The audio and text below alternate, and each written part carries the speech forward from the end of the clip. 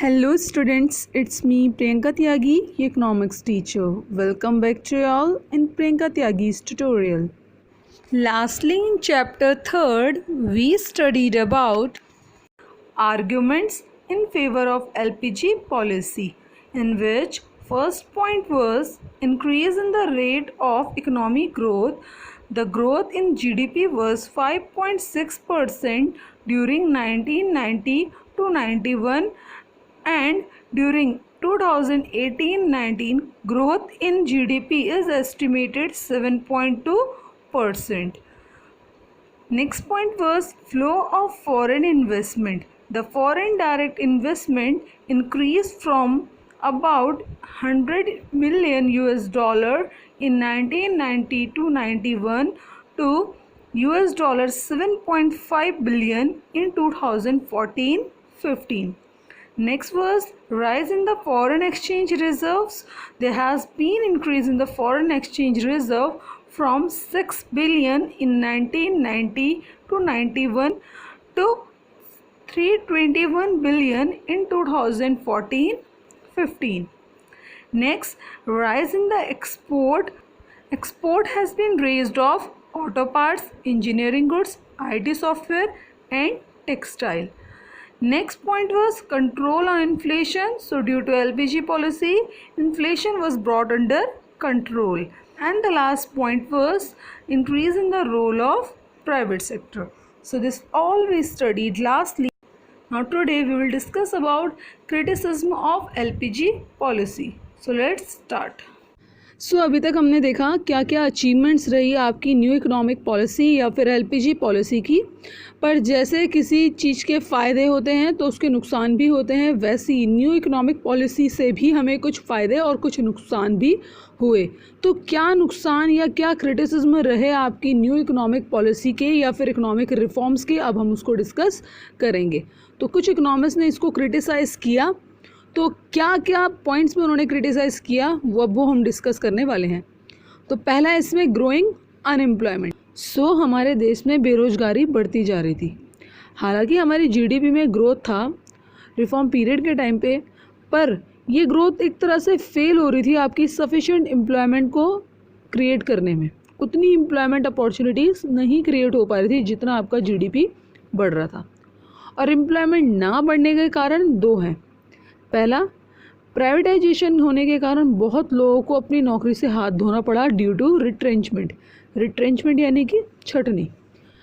LPG policy के आने के बाद सभी उन लोगों को हटाया गया जो ओवर स्टाफ हो रखे थे या जिनकी परफॉर्मेंस अच्छी नहीं थी।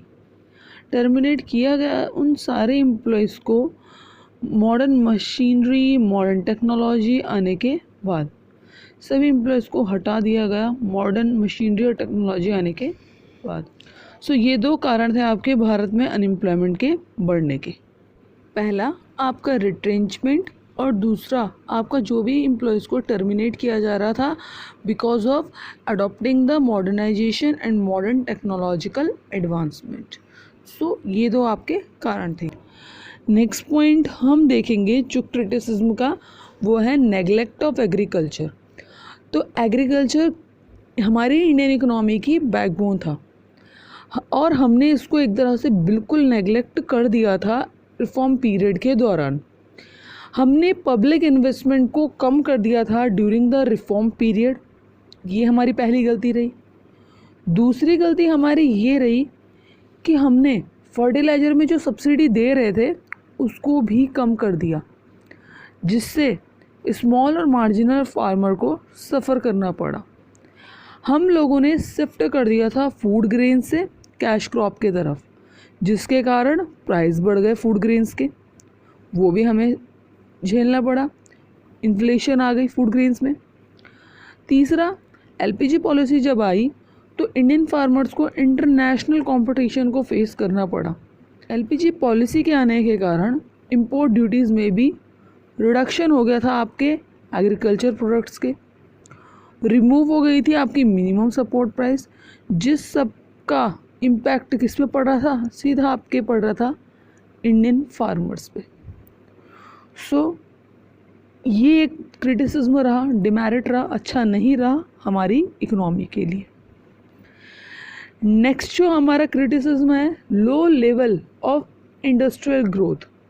हमारी इंडस्ट्रियल ग्रोथ बहुत लो लेवल की रही, अच्छी नहीं रही। हमारी इंडस्ट्रियल ग्रोथ बहुत कम रही। रीज़न क्या थे उसके? Cheaper import good replace the demand for the domestic goods and domestic manufacture started facing competition from imports. So globalisation के आने के बाद हमारी इंडियन इकनॉमी में कोई भी प्रोडक्ट हमारे पास ईज़िली आ सकता था।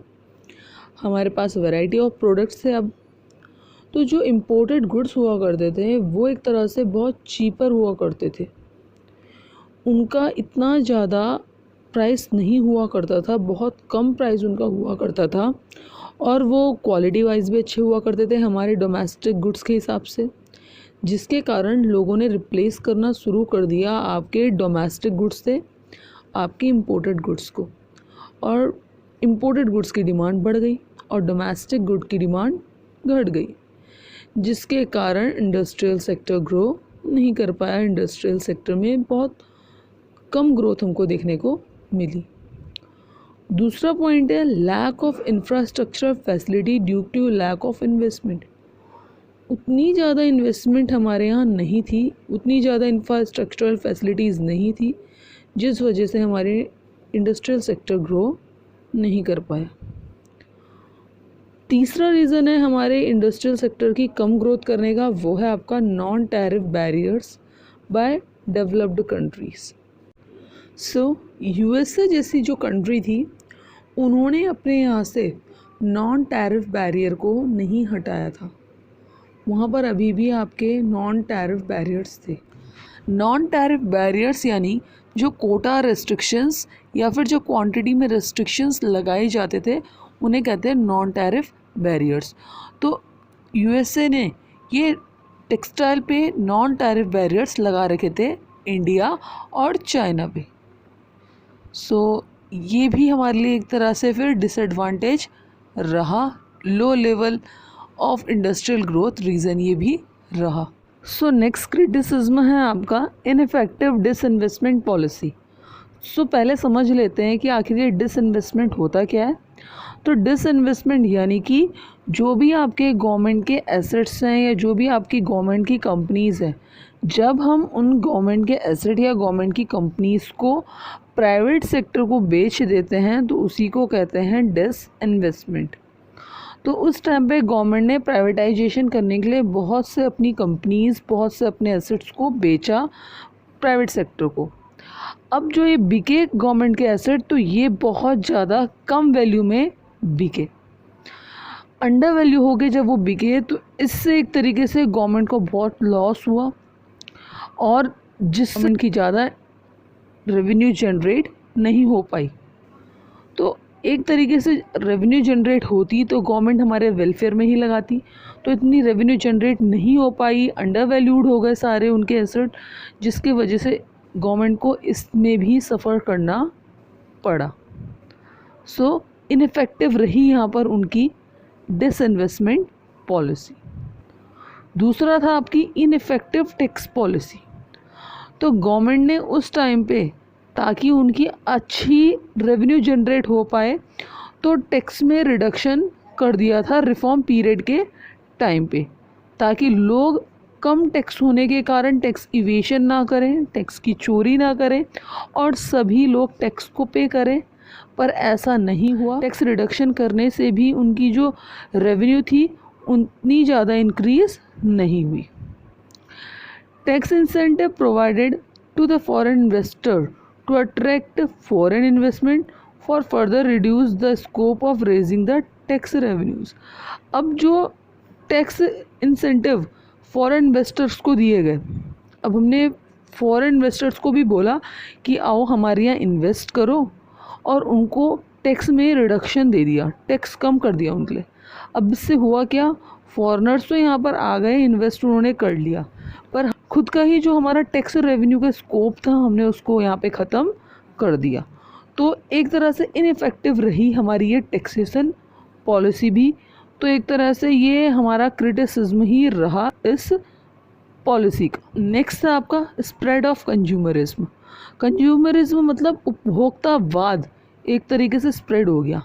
पहले जो भी इंडियन मार्केट में बनता था वही बिकता था, वही कंज्यूमर को लेना पड़ता था। पर जब एलपीजी पॉलिसी के बाद वैरायटी ऑफ प्रोडक्ट्स कंज्यूमर के आगे आ गए तो फिर ऐसा नहीं चला। कंज्यूमर जो अब डिमांड करता था वही प्रोड्यूसर को बेचना पड़ता था। सो ये भी एक तरह से नुकसान का सौदा रहा होम प्रोड्यूसर्स के लिए। अब देखेंगे next and the last criticism को। तो जो आपकी ग्रोथ रही वो अनबैलेंस्ड एक तरीके से रही। कोई सेक्टर तो बहुत ज़्यादा ग्रो कर रहा था पर कुछ सेक्टर हमारे ग्रो नहीं कर रहे थे।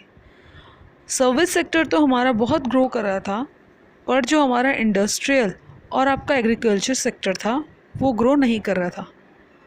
तो अनबैलेंस्ड ग्रोथ हमारी देखने को मिली हमें उस टाइम पे। So that was all for today. Now it's time to revise, so let's revise. पहला था कि हमारे यहाँ अनएम्प्लॉयमेंट बढ़ती जा रही थी क्योंकि हमारे यहाँ जॉब अपॉर्चुनिटीज़ इतनी नहीं क्रिएट हो पा रही थी। आपके पब्लिक सेक्टर क्योंकि रिट्रेंचमेंट कर रही थी और टर्मिनेट कर रही थी एम्प्लॉयज़ को because of modernisation and modern technological advancement. दूसरा हमने देखा कि एग्रीकल्चर को नेगलेक्ट किया जा रहा था, पब्लिक इन्वेस्टमेंट रिड्यूस कर दी गई थी, फर्टिलाइज़र में भी सब्सिडी नहीं दी जा रही थी, फूड क्रॉप्स की जगह हम कैश क्रॉप उगाने लग गए थे और एलपीजी के कारण हमारे किसानों भाइयों को भी बहुत ज़्यादा कंपटीशन फेस करना पड़ रहा था। ये भी एक तरीके का क्रिटिसिज्म रहा। नेक्स्ट हमारा था low level of industrial growth. Industry की हमारी ग्रोथ नहीं हो पा रही थी। कारण इसका ये था कि जो भी इम्पोर्टेड गुड्स थे वो चीपर थे और अच्छी क्वालिटी के थे। हमारे यहाँ इंफ्रास्ट्रक्चर और फैसिलिटी उतनी अच्छी नहीं थी। नॉन टैरिफ बैरियर से कुछ डेवलप्ड कंट्री जैसे यूएसए के द्वारा। नेक्स्ट पॉइंट हमारा था कि इनफेक्टिव थी डिसइन्वेस्टमेंट पॉलिसी। जैसे कि ये जो डिसइन्वेस्टमेंट पॉलिसी में जो भी आपके गवर्नमेंट के एसेट्स बेचे गए वो अंडर वैल्यूड कर दिए गए और गवर्नमेंट को इतनी ज़्यादा रेवेन्यू अर्न नहीं कर पाए गवर्नमेंट। नेक्स्ट पॉइंट था इनइफेक्टिव रही टैक्स पॉलिसी। गवर्नमेंट ने टैक्स रिडक्शन किए ताकि लोग टैक्स इवेशन ना कर सके और ऑनेस्टली टैक्स पे करें, पर उसका भी कोई खासा फ़ायदा नहीं हुआ।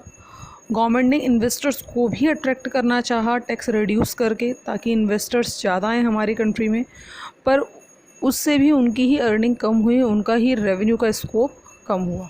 तो ये भी एक तरीके से नुकसान का सौदा हमारा रहा और क्रिटिसिज्म रहा आपकी एलपीजी पॉलिसी का। नेक्स्ट था आपका स्प्रेड ऑफ कंज्यूमरिज्म। कंज्यूमरिज्म यानी कि पहले हमारे यहाँ जो प्रोडक्ट प्रोड्यूस किए जाते थे वो प्रोड्यूसर अपने अकॉर्डिंग प्रोड्यूस करता था, पर अब जो प्रोडक्ट प्रोड्यूस किए जाने लगे वो कंज्यूमर के अकॉर्डिंग प्रोड्यूस किए जाने लगे क्योंकि एलपीजी के कारण बहुत ज़्यादा मार्केट में वैरायटी आने लगी। तो अगर प्रोड्यूसर को मार्केट में टिकना है तो उसको कंज्यूमर के अकॉर्डिंग प्रोड्यूस करना पड़ा। Now next in the last point unbalanced growth रही। हमारे यहाँ जो भी 3 सेक्टर्स थे उनमें इक्वल ग्रोथ नहीं हो रहा था। सर्विस सेक्टर बहुत ज़्यादा ग्रो कर रहा था जबकि इंडस्ट्रियल और एग्रीकल्चर सेक्टर में उतनी खास ग्रोथ देखने को नहीं मिली। So that was all for today. Thank you and please do like, share and subscribe to my channel if you do like my videos. Thank you.